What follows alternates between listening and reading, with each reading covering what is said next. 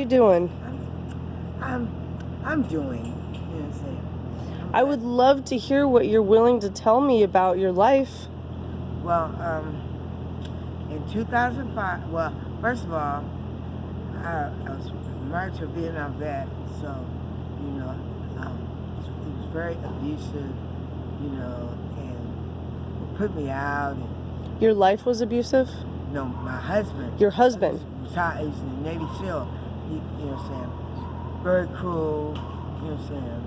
With, you know, take all the light bulbs out. You know what I'm saying? So when he go to bed, he don't want you to be able to see. Oh, wow. He wants you to go to bed when he go to bed, you know, and then if he didn't want you to cook certain things, he would remove the eyes from the stove. I would have to call the police, and the police have to tell him. Oh, my goodness. That you have to put the eyes back in the stove. You know what I'm saying? Wow. You know, I mean, wacko. And through that abusive relationship,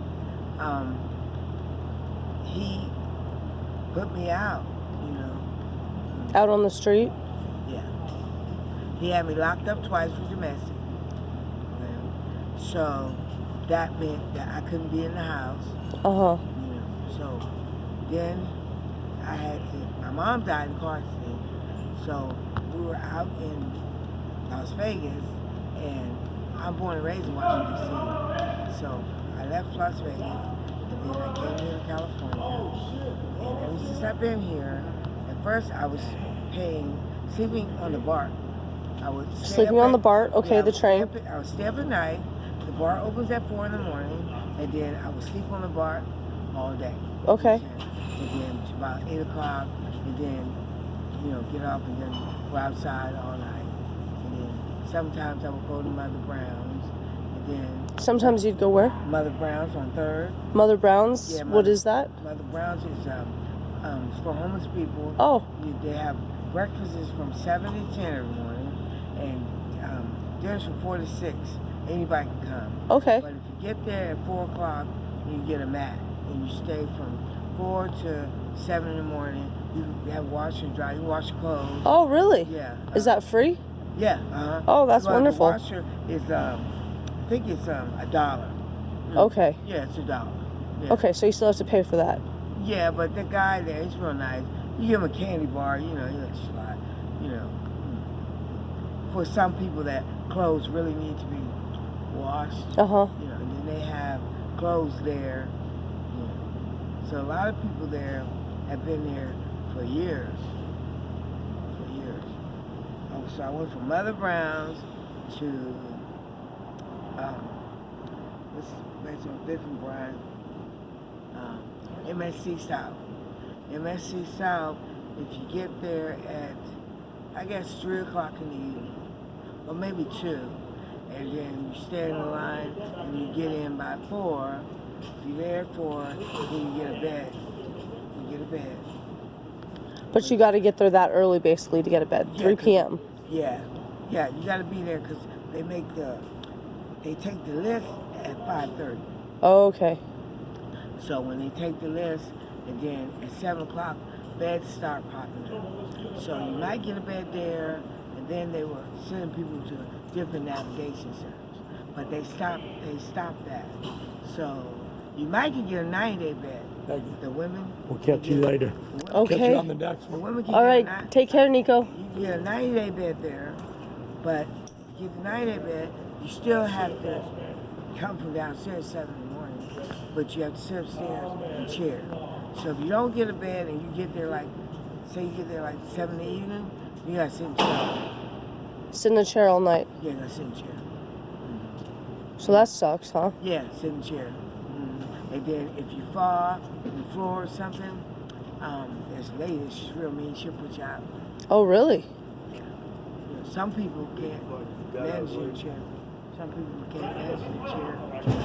From there, then paying $100 a day, me and my boyfriend was paying $100 a day, staying in the Bed Bug Motel. You know $100 a day? Yeah. That's pretty expensive. With bed bugs. With bed bugs? Bed bugs, I mean real bed bugs. Okay, that's no good. Yeah, and then everybody got shared. There's only one bathroom, so everybody sharing a bathroom. So from there, Then I got into the navigation on 3rd and 25th. Okay. So I was there for a year and a half. So I have seizures. So my main doctor is in Vegas. So I have to go there once a year, and they have to do the stress test and all that stuff. So they know that I go to Vegas to the doctor. Uh-huh. So this is going to be gone 2 weeks. So they were supposed to be moving me into Mason Street to the condos right by the subway, and it's just dragging out, taking long for ID check, background check. We weren't doing a job, because I did my interview for the apartment in January, and May came, I still haven't moved my apartment. So I had to go to Vegas to the doctor. So while I was in Vegas, you're going to be gone 2 weeks. When I was in Vegas at the hospital for like 4 days, I called back to my case manager to see if my apartment come together. She told me that the manager there, the supervisor at 3rd and 25th, she's putting me out. You know what I'm saying? Because you went to Vegas? No, they knew I was going to Vegas. So why was she putting you out? Because of the pandemic. You know what I'm saying? Oh. And so I had to call the mayor's office from the hospital, because I'm priority. You can't put me out. So when I got back from Vegas, they had to put me up in a hotel. She put me out of the navigation. Yeah. Mm-hmm. Wow. And then they wouldn't even transport, bring my clothes and stuff. Because when they put me out, they pack up your stuff. Oh. Mm-hmm. So when I got back from Vegas, I had to go to the hospital, and then the hospital, I called the mayor's office, and they had to put me in a motel. But she told me they would put me nowhere. Wow. Yeah. So they put me up on Gary in a hotel for 2 weeks. Then they put me on Ellis in another Bed Bug Hotel. Another Bed Bug Hotel. So now, I'm homeless again. So now they say I'm still priority, and I just have to wait for them to house me. So Jackie from the hot team is supposed to be getting me a stabilization room, and Tom Waddell said they're going to write a letter. So when I talked to her yesterday, last week, she said she's going to talk to the supervisor and see if they can give me a stabilization room. And I said, well, I'm priority, I'm disabled, I have blood clot in my leg, I have seizures. Why y'all can't put me in a hotel? Then she tried to give me changes. She said she needed me to have my birth certificate, Social Security, all that stuff. I said, you all have the same computer as 1138. You know what I'm saying? So in order for me to get what I got, then all that stuff is in the computer. She's talking about her supervisor wants original copies. Then when I told her that y'all got the same computer, then she said, oh, well, I'm gonna look it up and see. Now yesterday, she told me, well, it's gonna be a while. And I told her for 4 days, I was outside, I was so cold. So she's gonna get me. She's gonna get me somewhere. So she stops working at 7. She stopped answering the phone. Oh. When she has the phone, sometimes she is in one mood, sometimes she's in another mood. So then when I go down 1138, I'm like, well, when are you people gonna house me? Yeah. And I said, Jackie told me I'm eligible for a stabilization room. He said, well, they have to do that. So today, I'm gonna call and find out who her supervisor is. I'm gonna call the mayor's office because they need to do something. This is ridiculous. Wow, that's really crazy. You're just given the runaround and I'm priority. You should be. I'm priority. And they're telling me that they got to house the people that from the COVID in the hotels first. And I come before them. I'm disabled and I'm priority. Right. Mm-hmm. Those people are not priority. You know what I'm saying? They don't have COVID. They were homeless, but I've been homeless for 3 years now. Is addiction part of your story? Yes, this is part of my story. Would you like to talk about that at all? Well,